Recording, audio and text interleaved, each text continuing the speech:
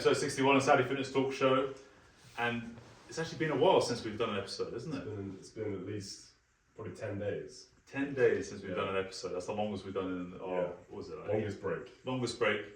But today, we're starting with a bang with the CEO of Les Mills Middle East, and just Middle East, or Middle East, India, and Africa.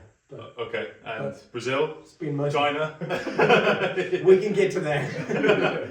But I spend most of my time our focus is on the Middle East. Middle East, Yes. cool. So we've got Glen Stollery with us today. That's how I say the surname, Stollery. Yeah, Stollery with us today. So we're super excited to have you here. You're here for your big launch this weekend, which we can't wait for.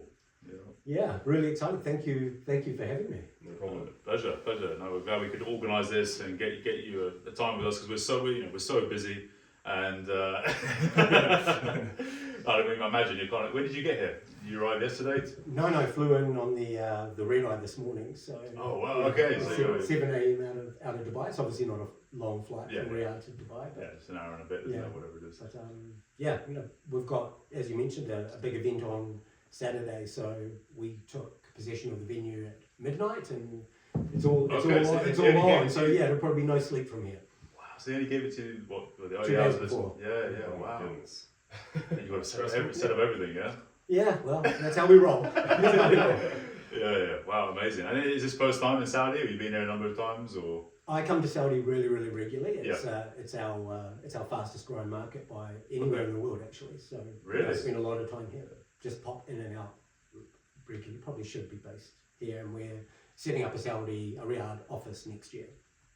So head office is going to be here for the region, or for the region? Yeah. Wow. Okay. Cool.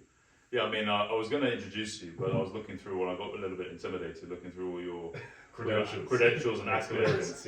But let's start. I mean, obviously, when I first saw you, obviously from New Zealand, Kiwi, and you set up your first business there. Yeah. So that's where it all started after university, from what I was having a look at. Yeah, that's actually we're going to go back quite a while now. Yeah. It all actually started while I was at university. So I was studying a Bachelor of Architecture, and this is in the 90s. I'm not going to give my age away, but it's in the 90s. And I was actually paying my way through university as one of New Zealand's first personal trainers. I did an ISSA course by mail back then, pre-internet days. And so I was at university doing an architecture degree during the day, and then in the evenings I would be personal training and working in the gym. Yeah. And it was a 5-year degree, and about 3 years into it, I realised that I was actually really not enjoying what I was doing during the day, and just dying to get into the gym at night because you're actually having a real impact on people's lives. So 3 years into the 5-year degree, ditched the degree, dropped out, started my first company, which was in the sport nutrition industry. Yep. And really haven't left the fitness industry since. Ever since, So it's sort of one of those things, you guys know what it's like. Was it EAS? It was EAS, yeah. From America, so you franchised it or something? So I started with a number of smaller brands, working. So New Zealand, whilst it's the dairy capital of the world, actually had You've got whey protein going out everywhere. The quality was actually really poor. Really? And that's actually that was the impetus for me starting to bring some of these brands in. So about Optimum Nutrition, ProLab and EAS. Right. And at the time I was bootstrapping it. I was working out of my bedroom in my house. I had to kind of make up a kind of fancy looking letterhead and send it to these companies and fax it to these companies in the US and kind of say, look, I want to take distribution of your brands, and just kind of built it, kind of working in the gym and in the evenings and working on the business during the day, and just grew until it was the largest distributor of sport nutrition products in the country. Wow. And then EAS got bought by a private equity firm. Okay. And they offered to buy my business as well. Yeah. So They went over the early 2000s, wasn't it? That was in the early 2000s, and then so I started working for them, but they immediately flipped it to Abbott Laboratories. I ended up working for a large pharmaceutical company, which when EAS, as you may know, stands for Experimental and Applied Sciences. Yeah. Very all about just being first to market and testing stuff and just getting it out there. Believe it or not, pharmaceutical companies are quite risk averse. Yeah, they are. So all of the innovation just died, and kind of with it, my kind of passion for that part of it, that part of the company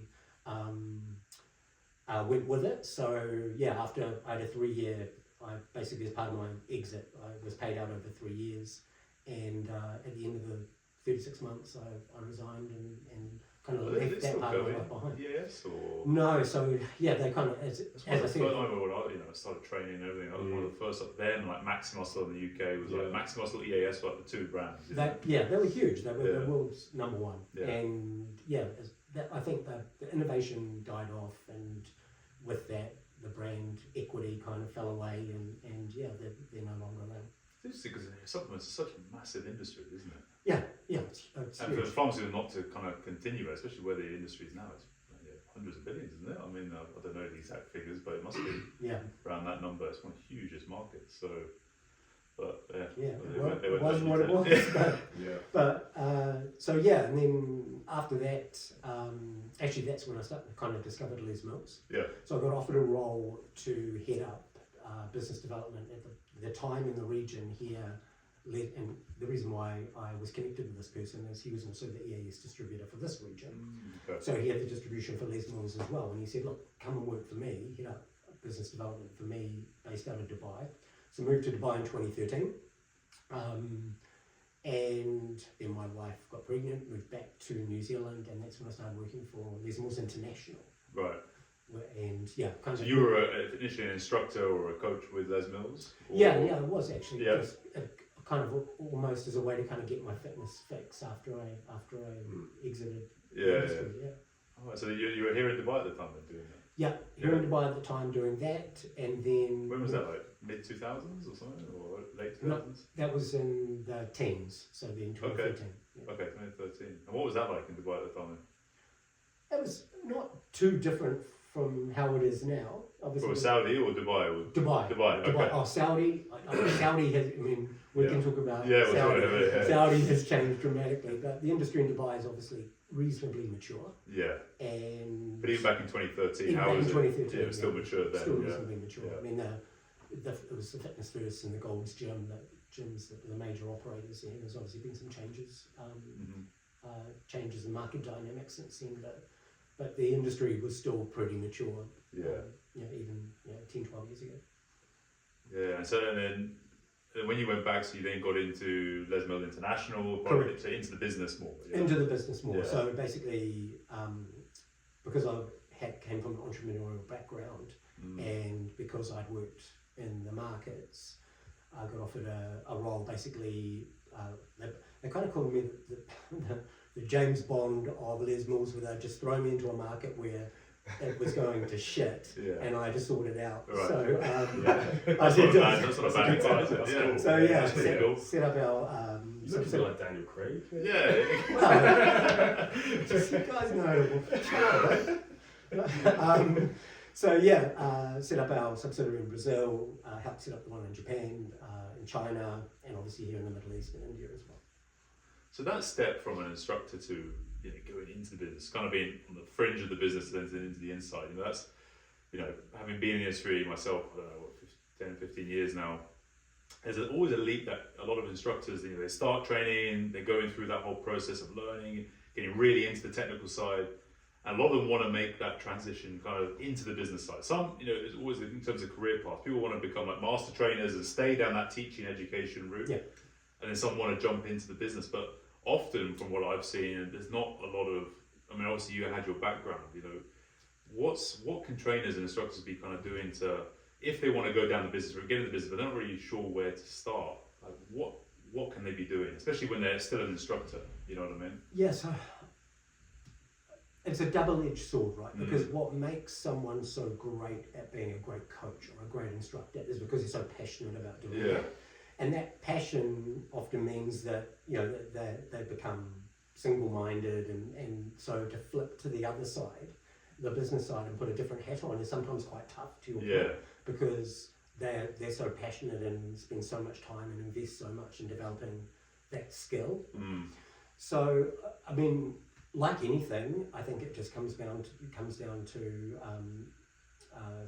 taking a step back and being curious and learning. So I mean, I'm just picking up new skills. Exactly. How to sell, how to market. So I dropped out of university. Or whatever it is. I in total set up 5 businesses, but I dropped out of an architecture degree. I had no business background at all, and I was completely winging it. Yeah. So when I wanted to get into that side of it, I actually had to go back to school. Yeah. And so you know, I guess that would be my advice, is that same passion and enthusiasm you've put into developing those skills that make you so great at doing what you're doing, whether it's a personal trainer or a group trainer. Also, you know, you have to go back to school and hone that skill set for the business side as well. And you think that's, you know, from what you've seen and everything else, so imagine through Les Mills, you've got people who've gone through that journey. They've started off as instructors, worked their way through the business, now they're probably in the business, and that side. Is that something that through mentoring and more kind of maybe unofficial routes, or you say, right, go back to university or do an MBA like you've done, you know what I'm saying, or you know, go those more official routes or unofficial routes, or there's benefits in both ways? I think the answer is yes. Yeah. Yeah, there's benefits both ways. Just do it. Yeah, I mean, there's obviously, you know, you can learn a lot from books and courses, but you know, on the job learning is the best learning that you can get. But it's obviously getting your foot in the door a lot of the time is the hard part. And also, you know, being an entrepreneur is tough. You know, you're out there and I have had the benefit of sitting on both sides of the table. And I remember when I had my own business, and you know, sales are down, and you're looking at the next quarter or month or 6 months or a year, and you're thinking, you know, if this doesn't work, my house is on the line. It would just be so nice to come in every day and take a salary, and then you're working for someone and you're like, you know, the founder of this company is making so much money, it'd be so nice to be an entrepreneur. So it's always, so the grass is always greener. But I think you on the job learning, and I think also there is something to be said for, you know, the theoretical side as well. Yeah, formal education. Exactly. Doing that. Because you did your MBA, what was it, in America, US, Illinois? University of Illinois. Yeah. But and prior to that, I did some other stuff with some other schools as well. But that just comes from that curiosity. It's like, what happened for me, a real pivotal moment was COVID. Okay. So when our core business is live classes, and as we all know, what happened to clubs online, you know, live classes stopped. Our core business completely dried up. Like, clubs were no longer going to pay us because they weren't operating. They were closed as well. And so I remember quite vividly this period in 2020 where the team were kind of turned to me and were looking for answers, and I didn't have any. And I was like, that's pretty terrifying. So that, for me, that was a pivotal moment that I actually need to kind of, you know, upskill and actually, you know, have, I guess, more to draw on. And but where though? Where did you? What did you feel like you were lacking? You know, because you've been CEO. You were CEO at the time, Yeah, but I mean, no one's kind of been CEO of a company during the pandemic. So what were the skills that you're like? I need to. What were those skills? So I just went back and started taking some course on disruption theory, and strategic innovation and things like that, because you needed to think outside the box.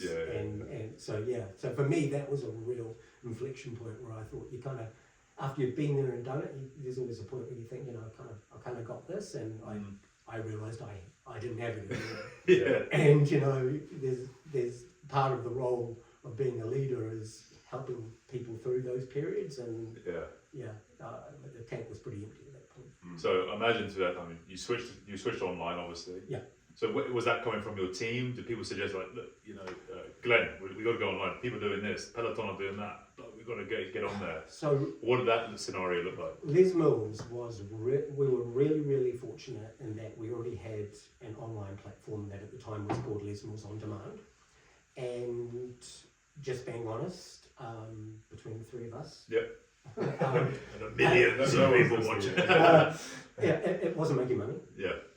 But it was a way for us to kind of, our cycle when in product development development is we develop products in New Zealand, and then we obviously have to train the master trainers, and then the master trainers then have to train instructors who then deliver it in clubs, and then we get feedback from the consumers. So that feedback loop can sometimes be 6 to 9 months. Yeah, I was gonna say, by the time we create a new program, get it out to market, and then get feedback from the consumer. So we kind of developed this platform where we could get real-time feedback and analytics and try something new, test something, put it online, see what pickup it got, and that kind of gave us a little bit more insight into our live business. So Les Mills On Demand was never kind of a key part of our strategy in the live, when the live group, the live experience, business. But during COVID, that live business dropped and the online business just absolutely skyrocketed. I think we 10x'd our online business. So we were really, really fortunate that we had a foot in both camps at that stage. What was the percentage online, offline? Like 80% offline before COVID, I think before COVID it would have been single digit online versus offline. Wow. And then what did it flip to? Well, it flipped. With 90, it flipped to 100%. For a few months, And then there was a bit of a rebalancing, and for quite a while. So we did a consumer survey in 2022, and it was 60-40 live online. Wow. So people were doing 3 out of their 5 workouts in a club, and then 2 at home. I don't know what it would be now, but as you would have seen, the same, isn't it? Yeah, it's people love the value propositions are very different. People love the convenience of training at home. I've just experienced Riyadh traffic. If I had to go through that every day to get to my favourite club, I'd probably be training at home. I'd do a few sessions online. Exactly. So the proposition is convenience, and then the proposition for the live is the trainer and the equipment and the social aspect and the environment. So they're very, very, very different value propositions. But people invested in kit at home. They built home workout studios in some cases, and they're still training at home. It's kind of become far more normal in the same way that watching Netflix is. And how was so obviously when things were opening up again from COVID, you had a lot of different countries, different restrictions, people opening up at different times. What was that whole thing like, dealing with, I don't know, PPE, or was it the club ownership for you guys? Or look, it was it's obviously different all over the world. I recall New Zealand basically closed. Bedford being an island at the bottom of the world, is you can kind of close your borders pretty easily. So New Zealand was almost insulated from COVID for a long time. So they kind of didn't have any issues at all. Ironically, China seemed to be kind of fine as well. But everyone else, went through either a wave or multiple waves of lockdowns, and and so it varied. I think here in the GCC, I know Saudi had 2 lockdowns. I believe. Yeah, they had a 3-month at the very beginning, just a hard one, and then there was one February 21 for a month, and that was it. And UAE had one. Real hard one, and I think I think our region handled it really, really well. Hard and fast, and then came out of it, opened everything up, and kind of our industry was far less affected than some of the others, like the UK and some of the states in the US, Australia. 2 years they were pretty much locked and down. then New Zealand much later, because when it finally got into New Zealand, they actually weren't very prepared at all, and so they actually went into some pretty hard lockdowns, and so there's really no single answer to that question, but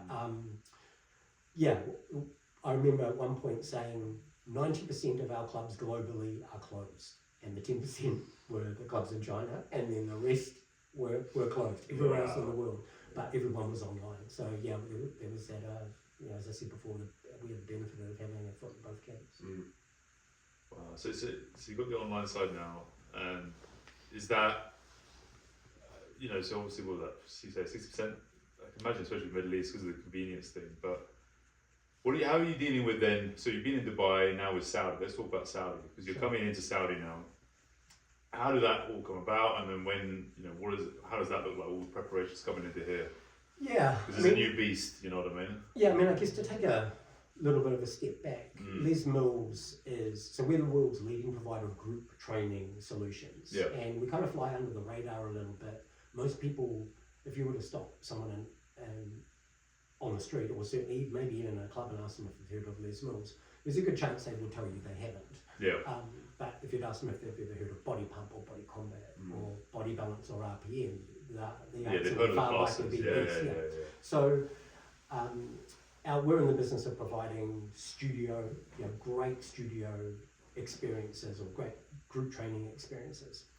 Now, Saudi is I think we were just talking offline before the podcast started. It's the fastest growing market for us anywhere right now, and that's because there's so much investment going into that space, and we allow club operators to scale very, very quickly. So if you owned a gym, you could probably set up and operate your own group training schedule yourself, no problem at all. 2 gyms, no problem. 3, no problem. 5, 10, 15, getting scalability, quality, consistency across your estate, it starts to get really, really challenging. And that's where we come in. So we train instructors to a really, really high standard. You know, we sometimes get a little bit of criticism that our certification process is too difficult. Okay. We want the best experience. We want someone when they come into a class, whether it be in Riyadh or London or Sao Paulo, to be fantastic. Yeah, everywhere they go. And so, it's not easy to become a Les Mills instructor, but you deliver a fantastic experience. So as the market has changed here, and especially since 2016 when commercial ladies clubs started popping up, and we've just seen kind of a massive hockey stick in the number of those. We have allowed operators who want to grow quickly to be able to have as much of a plug-and-play solution as you can. Third-party solution, come in, get it going. Great instructors, great experience. We train the team. We deliver ongoing education. We continue to ensure that they're delivering safe, effective, and most importantly for us, high-quality classes that keep members coming back for more. Yeah. So in Saudi, because there's so much growth and so much investment, for us, our product is pretty much perfect for the market because, as I said, there's so many jobs that are, so many operators that are just wanting to scale quickly, and getting good talent is tough. And in this region, and a lot of operators originally were bringing in expats, but now they're training homegrown talent, and we allow them to do that as well. They're very keen with Saudization. I think that's every year they're pushing more towards that. And with these events, so I looked at some of the trailers and things. They look amazing. They look high energy, intensity. But I never heard of them before, to be honest with you. So where have they been done before, and then what's happening now? Yeah. So Les Mills Live, which is the event we have on Saturday. And I get people laugh when I say this, but it's kind of like a Taylor Swift concert for fitness. Yeah, I heard you say that on LinkedIn. It really is. Yeah. Like, we are investing millions of reals into the AV for this event, and I know you're coming on Saturday. Yeah, I'm going on Saturday. For Body Combat Ladies, you said? Yeah, the ladies class, just check your ticket. Yeah. But it honestly is the lighting, the AV, the sound system. It's actually meant to be like a concert. And the idea is that we give an amazing world-class experience that people leave and just go, wow, that was incredible, I want to do that again. And then they in turn go to their local club and obviously that's how we grow. That's how we grow the industry. So to answer your question as to where we do them in pretty much big key markets around the world. So the last big one that we just did was in Berlin. The last big one we did prior to that was in LA, and prior to that was London. And this is what we're calling one of our flagship events. We're doing it in partnership with Adidas, who are our apparel partner. So it's effectively like a fitness festival. The closest you'll get to a kind of a rave experience. And we're doing it just because we want to invest in the kingdom. We want to invest in growth here. we're very fortunate that we're working with Sports for All, which is with those guys, so they're investing in the event as well, and all of it is with the goal of growing people's passion for fitness and activity and actually making fitness fun. Because a lot of people, when they think about, well, let's face it, anyone can do exercise. We could start doing burpees here right now if we wanted to, or run around the block, but they don't, because it's boring and it's hard. And so we want to make it fun, and we want to make it experiential and engaging, and something that you look forward to doing. And so this is kind of the pinnacle of what we do. So we've got our program directors, we're the creators of the programs, who've flown in from New Zealand, and all our local talent, 30 local master trainers and presenters as well.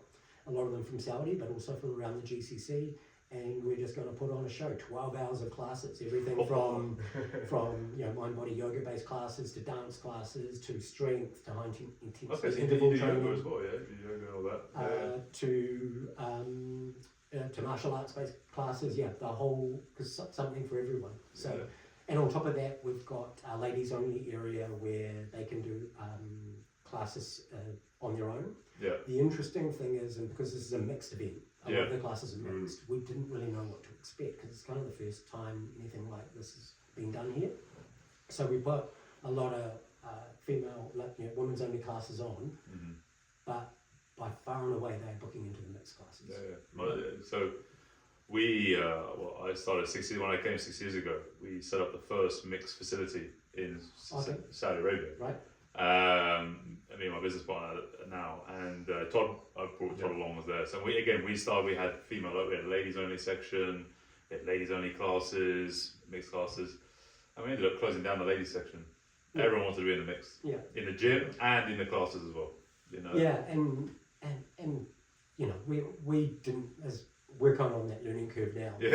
So but it really just shows how far the kingdom has come, and the appetite for change. The appetite for change is huge. And so we're really, really, really excited. There's going to be if Body Attack, the one I think that you are actually going into. 5:15. Don't miss it. I think we've got at the moment we've got 400 people booked into that class, but the one class? Yeah, the one class. 400? Yeah, but the body combat at 8 p.m. is, I think we'll have 700-800 people in that class. It's currently at 6. How many instructors? So we've got... To run 800-person class? Yeah, so up to, I think in our biggest classes we've got 11 or 12 presenters on stage. I was hoping you'd just say one. I'm going to stay till 8. I was hoping to say one. Just one guy at the front. One guy just going for it, that's wow. And how long the class? An hour, is it? Yeah, some of them are 45 an hour. Some of them are 30 minutes, 45. High intensity interval training one is only 30 minutes. Yeah, that makes sense. Most are 55 to 60, some are 45. But the one you're going is a 55-minute class. It's going to be crazy. Wow, that's amazing. And it is high energy though. We were just at the venue before coming here. The lighting rig is phenomenal. It's gonna look like just a rave for fitness. It really will. It's going to be epic. Well, look, we'll put all the links, in the show notes and everything. So, those of you listening, we'll post this. It'll be tomorrow, won't it? Friday. We'll post it today if you want. We'll post it even today. So you might listen to it tonight. If you're listening to it, sign up. Get down. Get on, get in, get yourself signed up. Because it sounds like a one-off event. And how often do you run these live events in these major cities? Once a year, sort of thing? Yes, we run a handful per year, but we run one big one each year, and then one flagship. And so this is the flagship, this one. So this is the flag. We just had the flagship in Berlin earlier in the year, but this is the next tier down. This is, and then there's a couple of smaller ones that we do, but there's a small handful. Wow, this is the tier down, but there's 800 people. What does it go up to? What's the biggest crowd you've had? The only reason I say it's a tier down is because the flagship we film and it's used in our filming of our master classes, and this one's not being filmed. So in terms of the attendance and in terms of the experience, it actually will be on parity, but we're not actually filming this one for release to our both on our online platform and to our. So cool. I can't wait. I'm excited now. You're smiling. Yeah, I'm so pumped. There's an area that we call the playground, and Eddie have a store there, and there's Love and Riyadh and a whole bunch of other sponsors as well. So even though you're coming for one class, you probably easily spend 3 or 4 hours at the event itself because there's a lot definitely. I've been there for a few other things before, so it's a good location. And with Les Mills, where did it all start with Les Mills? Who is the founder? Where did it start? All that, the beginnings of it all. So the beginnings of Les Mills started in 1968 when Les Mills, which is Leslie Mills, is his name. People think we're French. We're not. We're Kiwi. So Leslie Mills, he set up one of the first commercial clubs in Auckland called Les Mills World of Fitness, and he struggled. He actually struggled to manage demand in so much that there was more supply than more demand than supply. Right. So he had to alternate the classes. So he had a studio. He had a club. He had no studio at the time, but he had to alternate the gym between one day men, one day women, one day men, just so he could manage the flow of traffic. Then he started doing aerobics back then, and noticed that the people who were coming to the aerobics class, which to be honest were mostly women, were coming far more often and were keeping their memberships longer. And he started to, and now the research has played out that there's a direct link between attendance and membership tenure, because obviously if you're using your membership more, you're getting more value for money, you're going to keep it.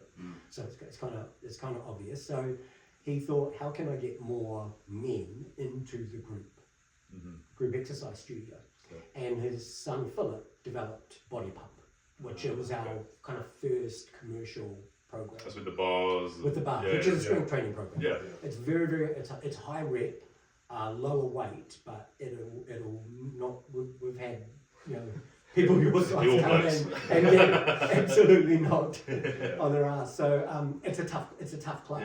And so suddenly men were coming into the studio, and the club, he ended up expanding the club, and now if you go to the flagship club in New Zealand, it's got 18,000 members and takes up 2 city blocks. It's absolutely huge. The studio holds 400 people.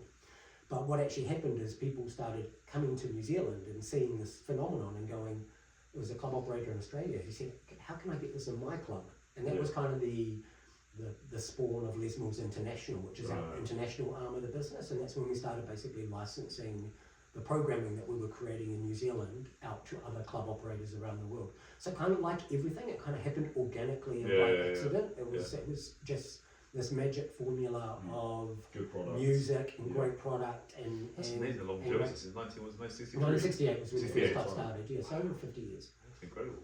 And so and then we just basically started expanding globally, and now we've got 21,000 clubs using our programs in over 100 countries. And so you got Body Pump, there's Body Attack. Maybe you could go through the different products as such. Well, there's a lot. There's a lot. Maybe the most popular ones are, and they all fit into the major genres of what you would expect. So the Body Pump strength training, Body Attack is kind of a sports-inspired cardio workout. So it's a lot of lateral movements and running and burpees and tuck jumps, and you're going to have a lot of fun on Saturday. Love it. Lateral movement for Adam is a bad. What? I have to go this way? Just forward. Just make sure you go the same way as everyone else, especially with 600 people in the room. And Body Combat, which is actually our second most popular program, is a martial arts inspired program. That's actually the one I fell in love with. I did martial arts all through my youth, and that's just punching and kicking to music. So you don't need to be, you don't need to be the most coordinated person in the room. You're just punching and kicking and having a good time. Then we've got Body Balance, which is the yoga inspired one, and RPM, which is our cycle class. So those are probably our 5 biggest ones. And then there's Grit, which is high intensity interval training. And then more recently we've started to develop more, more boutique style classes. So we've got one that's more of what you would consider a traditional strength training program. We've got dance as well. So yeah, there's more of the niches of some of the big ones. So basically, just Zumba's not part of Lesnos, is it? No, it's not. Was it ever or not? No, they always did their own thing. Yeah, they run a very, very different model. I thought model. Lesnos and Zumba was part of Lesnos, but yeah. Is there any like variation between the different countries or the different markets? So China versus Brazil. Do you have different classes? In terms of the products. There's a difference in the popularity, definitely. So dance is huge through Asia, and so in China and in Japan, our dance programs are really, really, really popular.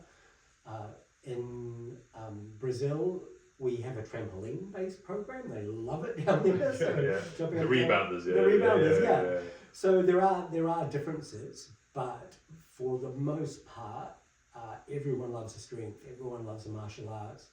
You know, RPMs, the cycle classes. They're the bread and butter in pretty much all markets, and then in some markets, there are some cultural differences. Okay. And what about GCC? What have you seen in Dubai, and what have you seen so far here? Yeah, but pretty similar. I think probably the main difference that we've had to make here in this region is we've kind of lengthened our training journey a little bit. So we give because a lot, especially here in Saudi, exercise to music. In many cases is brand new to not only training someone we're not only training someone in exercise physiology and how to coach and connect and also perform, but in some cases we're teaching them how to move on the beat, because that's something that probably we take for granted, but 5 or 6 years ago you'd go into a club here and there'd be no music playing at all. Yeah, exactly. No music. So, that's true. Actually. So we've actually had to kind of modify our training journey to do a lot more pre-work and a lot more work up front. Yeah. But the ultimate goal is to get exactly the same caliber of coaches. Imagine on Saturday there'll be a sea of people just all moving at different speeds and different things. Oh, you get that everywhere, don't you? Chaos. You get that everywhere. Organised chaos. But they're all having fun. They never had music, so obviously they had music, but it wasn't playing regularly, everywhere in classes and all this sort of stuff. And we've discussed it many times on the podcast with other coaches, here in Saudi, who, the big thing here in the market is just because they never really had physical education. Didn't really play a lot of sports, if at all. So their motor control and all this stuff isn't quite what it is in elsewhere around the world 100%. In comparison. So it's often like training kids initially. When you're like 6-year-old, we started with hand-eye coordination. You're trying to get them just being able to recognise patterns and just basic coordinate, how to walk even. All these things they can't even cross pattern. Get the left arm up, like run. They can't do that. So it's really starting from scratch. But I think over the last since 2016 now, they've had 8 years now nearly. So things that the people look. We've seen it even with clients. They've had now been exposed to maybe 4 to 5 years of coaching wherever they've been in, gyms, fitness time, or Body Masters, or wherever. But this is probably in terms of timing, it's probably the right time for something like this to really boom explode, because they can actually do it and probably do it well. Compared to like 5-6 years ago, they probably couldn't actually do it that well. A lot of people. Same with the events as well. Yeah, Middle Beast. You must have seen that. That's huge, crazy. Well, Middle Beast are DJing our event. Oh, So we've got 5 Middle Beast DJs. Nice. There. So you're essentially Middle Beast, but fitness version. Yeah, exactly. So it's good. It's going to be a big party. Yeah, no, but you're 100% right. But at the same time, what an opportunity to really make a difference. The thing that I find so exciting about this region, and one of the reasons why I've moved all over the world,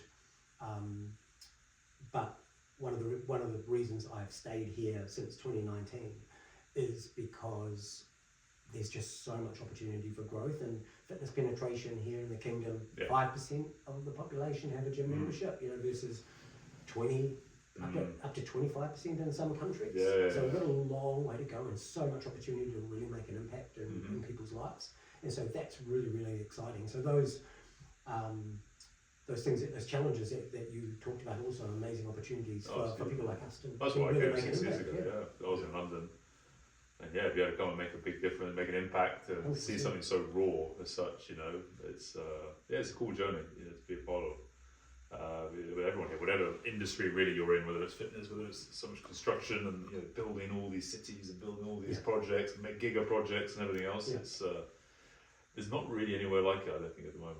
You know, especially with, you know, with all these events. I mean, it's events capital at the moment. What with the boxing, what with the football, you know, all this other stuff they're going on. Now I just heard talks of they're trying to set up a global rugby league, and they want to base it out of Saudi and this sort of area. Right.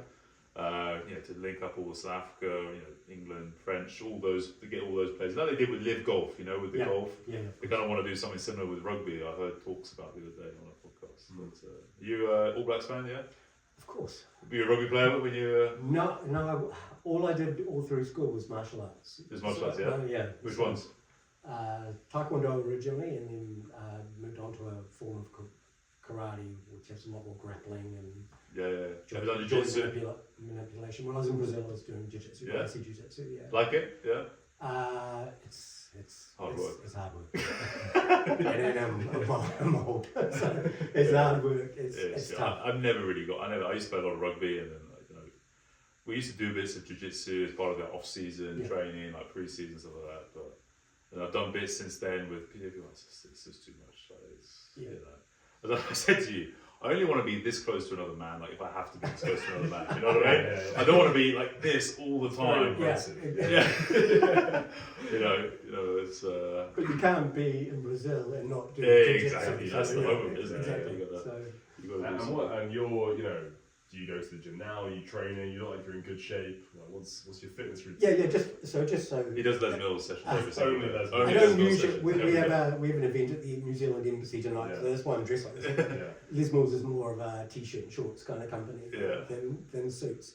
But so I have trained. We're very, very fortunate that our office in Dubai, we're literally across the road from one of the major operators, Gymnation. Yeah. So all of our team train there, and then like I said, we're all invested in kit at home, so we've got kit at home as well. And you do some of the Les Mills, or you do other styles of training? You still do your martial arts? Or? No. Apart from body combat, which is punching and kicking in the air, which isn't quite the same. It's still my favourite program. And then I do a lot of running as well. Yeah. Triathlons, all that sort of stuff. No, marathons. Just leisurely running. Leisurely running. Leisurely running. On Kite Beach? You go run on Kite Beach in Dubai? No, I just do laps around my little community. Stay in my bubble. It's not too far away. Yeah. And you obviously Gymnation just launched. They launched in Saudi. Was it beginning of this year? Late last year? Something like that. Just a few months. So you ago. guys are partnered with them, or what's so we're really, really fortunate that we partner with basically every major operator in the region. But Gymnation obviously have caused quite a bit of disruption with their model. Their big box, kind of half the price of the incumbents, and a great product as well. One of the founders of Gymnation is a Kiwi. In fact, we used to work together, and so. Oh, yes, back then, or No. Back when I was living in Dubai. Right. So the first time. Moved 3 times. So he understands Les Mills and gets what we do. So they've got they have. I think they have every single one of our products in their clubs, including the virtual products, all those new programs that I talked to you about. Trip immersive cycling, and really, really big studios and great trainers as well. So it's only a matter of time, wasn't it? I mean, but when we started initially, the podcast early this year, we were saying when these guys started coming in, they're offering great value. Nice clubs, clean and nice lights, really Instagrammable, everything. Social media. Also monthly membership. Membership, not just different. Different. Can't get that. I tried to pay for membership today. $6,000. Boom. Gone. I just want to pay monthly, like a normal anywhere else. But that's the thing. That's the thing there here, isn't it? Even whether it comes to rental, with houses or apartments, it's all been 6 months or a year. Traditionally, it was always a year. Yeah. And then it was 6 months, 5 years ago, and now people are starting to do quarterly. It's only time to start offering. Dubai was a bit like that as well. Rebranding things. I remember. So when I sat down with Frank and Lauren, who started Gymnation, and they told me about what they were going to do, and I was like, about time someone came in with this model in the market. But there was honestly a belief that it just wouldn't work in this region. That people just didn't want, if they didn't want low cost high value club. They definitely do. They want a premium silver service, white glove. And obviously the rest is history. And so, I think the amazing thing about what they do is they increase the size of the pie. So they're not necessarily taking market share from other operators. They're actually bringing new people into the industry. Making it more accessible. Because making it more accessible, because the price point's lower. As you said, you don't have to make a 12-month commitment. Yeah. You can test it out, and obviously if the product's good and it is, people stay. Yeah. And so but there was an honest belief that model wouldn't work here because people weren't ready for it, and who doesn't want great value? Yeah. So even from what we found at the old place, people would have a top end membership. It was expensive, 100,000 reals for the year. Right. And also they have a fitness time membership. They have both. Right. Just for convenience, they go to one, and then they have like 3 memberships. Two, 3 memberships. Depending where they were in Rio on that day, they're like, oh, I'm near this gym, I'll go to that gym. How bad is traffic, and then jump in one close. Yeah. Exactly. Or this gym offers a bit more CrossFit, this one offers a bit more that. Yeah. Especially that clientele, they have a lot of different memberships, different places. But the thing is here, they're always looking for convenience. So if you can make something a bit more convenient, they'll be on it. You know what I mean? Well, anywhere in the world, the number one reason why people join a club is because it's close to where they work or close to where they live. That's it. That's it. That's the number one reason. Yeah. And then everything, there's a whole bunch of other reasons that kind of cascade out from that, but that's the number one reason. People even struggle with the gym in their own home. Yeah, that's true. Yeah. People have these gyms in their homes and they can't even make it to their home, let alone. We train a lot of people at their homes, so we're used to seeing this. Right. Yeah, they're late to their own house. It's the Riyadh traffic I was just talking Yeah, about. that's the traffic. Yeah, from downstairs to get in. No, it is. It's just look at Amazon, all these companies, just convenience, and that's where Amazon really disrupted it here because. When I first came to Saudi, Amazon wasn't here yet, and then they came the next year in 2019-20, and it wasn't great initially. They didn't have a lot of products and all this sort of stuff. Delivery was, I was used to the UK, you get stuff next day and all this sort of stuff, and then all of a sudden, bam, you were getting stuff next day, delivery, all this, and all the other ones were taking 5 days, 7 days. Now Noon is offering like 15 minutes, 20-minute deliveries. You know what I mean? So everyone's like, I'm trying to compete. It's good because it was just so slow, before, and then gyms, here kind of just doing their own thing. But now you've got all these big internationals coming in and just raising the standards, and everyone's got to pick up, which is nice. So we've always talked about this because a lot of people here were just charging so much for like classes, and you're like, this it's not even a great class. No, They're charging a lot better back in London. You go to a class, maybe it's like £20 or something like that. Or 20, 25 in central London. Sure. Here it's like 60 or 70 pounds. It's like for a class. Yeah. Not even for personal training or anything. Yeah, and it wasn't as good. And it wasn't as good. Yeah, the instructor wasn't as good, whatever. And that's how I was, around Saudi. But now every year it's getting better and better and better. Yeah. And I think, as I said, that's why I think it's so great that these new entrants. I mean, Pure Gym's another one. They're coming in at a lower price point, and they're actually capturing a different type of market, and new people are, because people don't want to be spending 600, 700, 1,000 reals a month on a membership that they're not using that much. But if you're spending 99 or 149 or whatever it might be, then it's accessible to a whole new market, and that's where that's really exciting. That's when we'll get that 5% to 15 to 20 to 25, and we'll get more people moving. And I think full credit to the Saudi government, and that's why Sports for All is investing in our event and supporting our event as well, because they really do want to get the Saudi population more active. And it's part of obviously Vision 2030 and that initiative. So the future is really, really bright for our industry here. It really is. No, 100%. It's just so young here compared to even fitness is young anyway across the world, but even here it's so young, so fresh for people to get stuck into. And I think as well, you guys can offer, like you said, that kind of branch, that kind of kickstart for a lot of businesses here to be able to get some good quality classes, instructors, give them that boost initially, train, contributing to Saudization as well, train up the young instructors here, because there's a lot of people who want to get into, we had it in the old place, people Saudis wanting to get into fitness, they were doing maybe an office job and like, actually I want to become a trainer, I want to become an instructor, I want to do this and do that and all this side of things. So there's the hunger there for sure. To this type, but from what you guys saying, even for what Les Mills does anyway, group classes though is different from PT. It's about creating that experience, isn't it? You know, it's not as just like one-to-one personal training. It's very, very different. Look, I mean, the reality is that people are more likely to keep coming back if they've got a coach, whether that be a personal trainer or a group training coach. And yeah, the offering is very, very different. By definition, personal training is personalised. But if you've got a coach that's actually encouraging you and motivating you and you know, pushing you a little bit harder and connecting with you and making that experience enjoyable, you know, as I said to you, it's going to open up. It's going to be far more compelling for people than slogging it out on a treadmill or you know, or, it doesn't have to be boring. Yeah, it doesn't have to be boring. Because that's what I was saying. Because a lot of personal trainers start doing group exercise. They need to they start with one-to-one, and they want to bring their client wants to bring a couple of friends. Yeah, they bring their friends, but almost a lot of trainers try and treat it the same.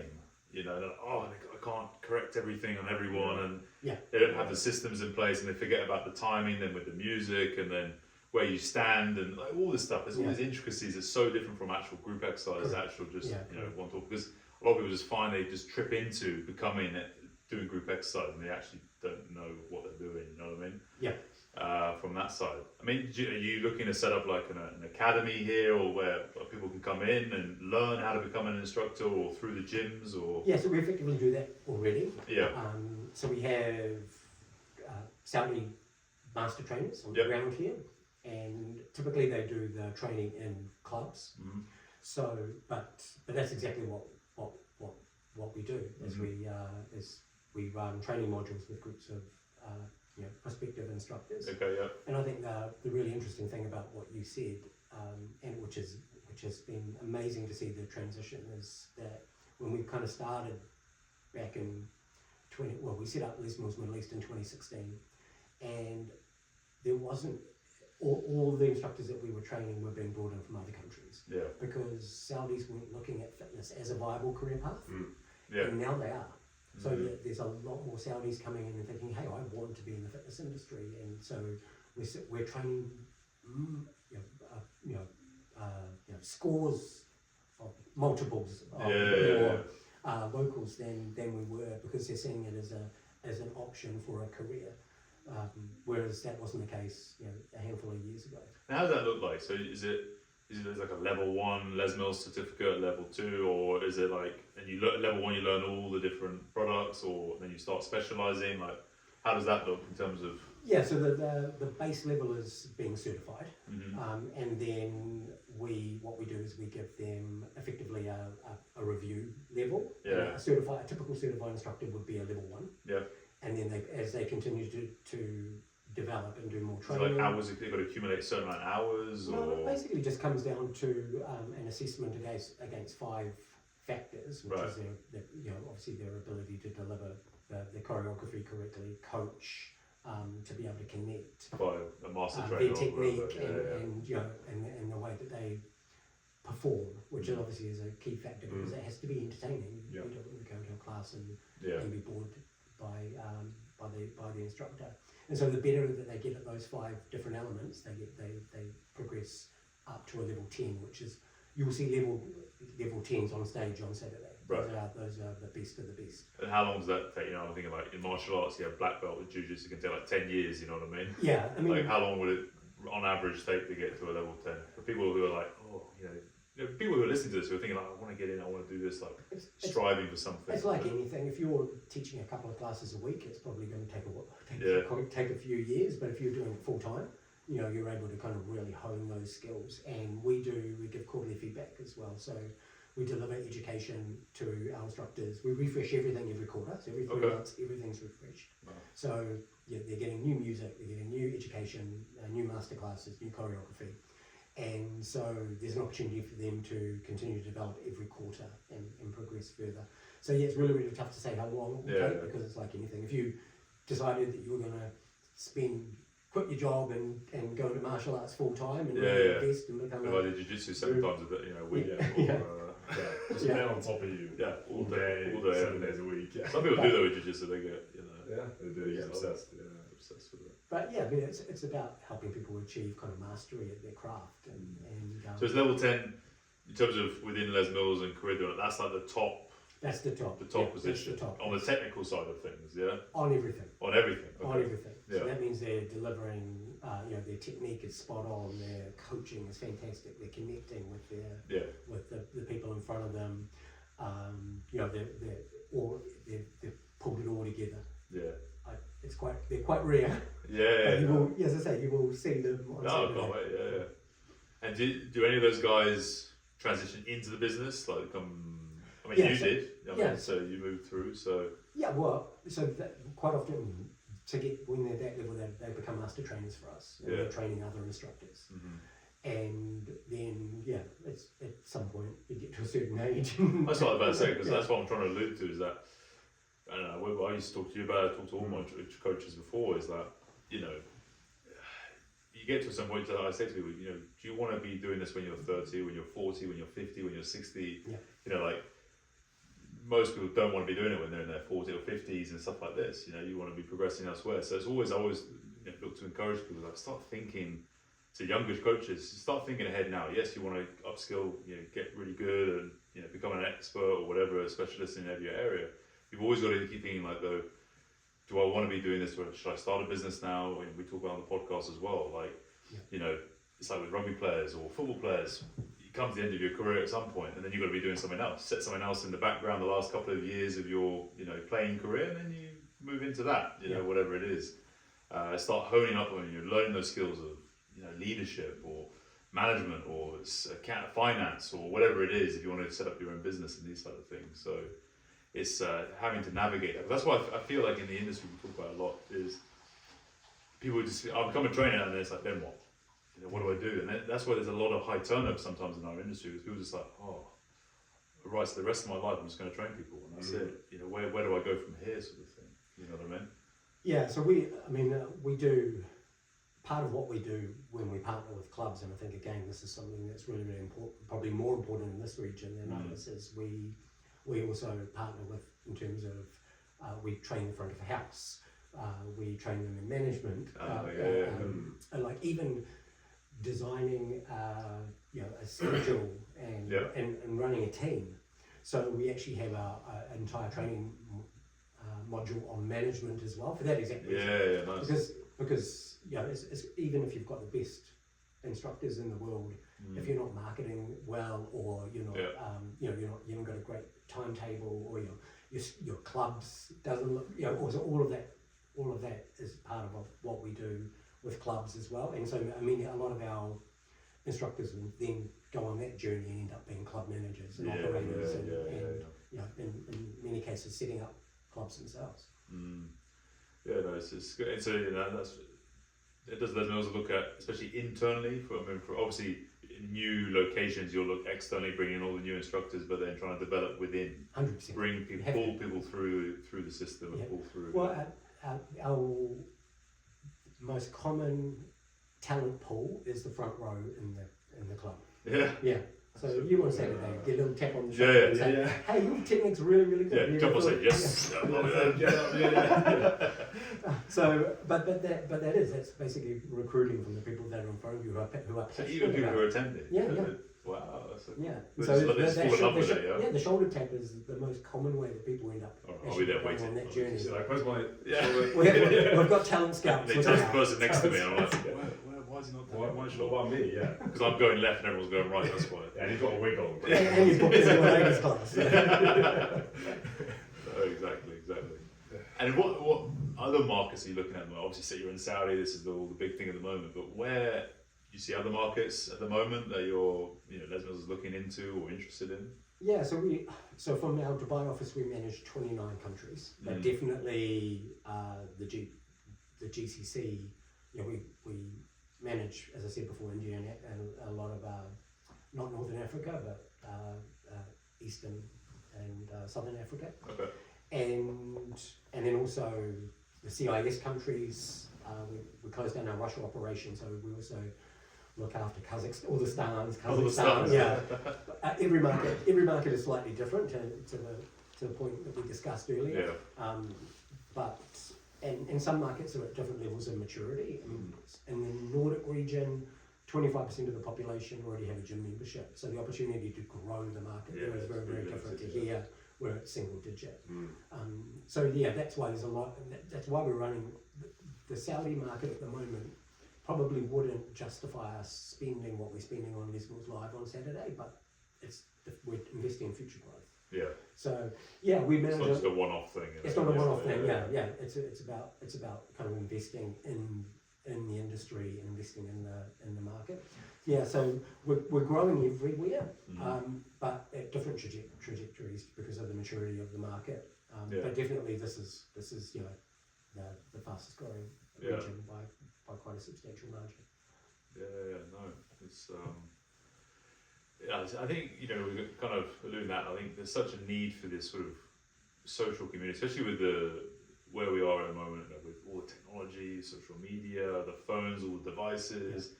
We're meant to be more connected than ever. We're more disconnected than ever, I think. And people are always searching for this connection, that experience, that feeling. Because everything's becoming so desensitized. When you're on your phone, you look at things, you watch videos, but it's not the same as actually living it or being there in person, or hearing that vibration from the bass, next to your ear or whatever it is, and just being with other people. You know what I mean? Like we're on these platforms like Instagram and everything else, and TikToks, and you feel like, oh, I've got all these followers, but it's nothing tangible. It's nothing there. You know what I mean? And so even if you have 10,000, 100,000, 1 million followers, whatever else, but it's just not. You don't feel it, you know what I mean?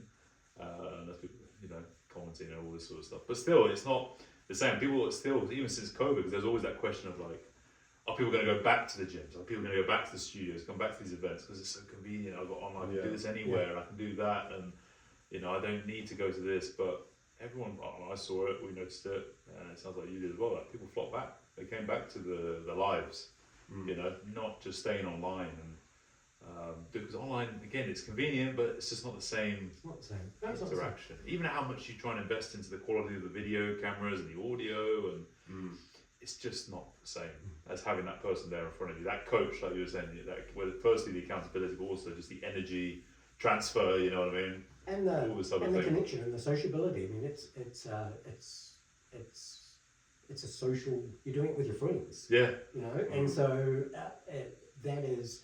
And here, let's face it, probably where we come from, you might catch up with your friends in a bar or something like that. Yeah. Here it's happening in studios and in clubs, fitness clubs. And coffee shops. So that connection and that community is really, really, really important. And there's actually been actual research that shows that if you're exercising in a group, your perceived exertion is lower. Yeah. So you're exercising harder Harder, than you would be on your own. But your perceived exertion is lower because you're doing it with your friends and you're having fun. Yeah. This is why I hate doing cardio alone. Terrible. No, I only do cardio with other people. So Saturdays give me my once a month cardio session. Because that's why I used to play sports. That's just my cardio. Condition. I could play rugby and all this other stuff. And I did weightlifting, which I didn't know cardio. Anyway, that's irrelevant. But when I was younger, I played all sports, tennis and squash and football, cricket, everything. Any sport I was going. But as you get older, you do less and less of those sports. Like stop playing rugby and this, and you're like, I don't really want to do any. Like going on a treadmill. The thought of going on a treadmill or stuff like this is just so boring. Or just go on a bike or do this or. That's why I always enjoy that, especially conditioning. When you're going through the hard stuff, being with other people, it's so much better. Oh, you're going to love it on Saturday. You're going to be in your element. No, you wait and see. I'm going to wear fluorescent, orange headbands and super tight vest. Super tight. That's good. We're something for fluorescent, so when you collapse, we can see you. Get the ambulance ready. Just there. Paramedics are on hand. Don't worry, we've got your back. Good. How are we doing for time? You have to. Yeah, you have to go? You're done for time? Okay, fine. I was just checking. This is almost 3 o'clock. So, yeah. Well, look, Glen, thanks for coming on the Saudi Fitness Talk Show. And, it's just great, for here to get, people get to listen to you and see, because not only, that's what the power of the podcast. It's not just about, just find out more about Les Mills. Actually, you find out a little bit more about you as well and your background, how it started, and pumping out whey protein in New Zealand. But again, it just gives character to the business, and that's why we started a podcast and to get people on, because there's always a person behind the face and the person that stands in front of, whether it's on LinkedIn or whether it's on the website or everything else, to get to understand you and the business from that. It's always good to put a bit of character behind it as well. And just really grateful for you guys to come along today, for you, and to come talk. And hopefully people who listen to this, firstly sign up and come to the event on Saturday, but also get interested into, if even as a career pathway, want to come along, learn how to be a GX instructor, whether they're a personal trainer already or they're currently nothing to do with the fitness industry and just have want to get involved with it. Les Mills is probably the way to go and get going with it. So well, and thank you both for the invitation, and thanks for doing what you do as well, because it's important. We need people like you making a change in the industry here and making a difference. So appreciate it. Well, appreciate you. All the best on Saturday. I'll be there, and I'll probably stay on for the 8 o'clock class as well. I think I'll sign up for both. That sounds great. I'll hook you up. Yeah, cool. Okay, thanks a lot, Ben. Cheers. Cheers. Yeah.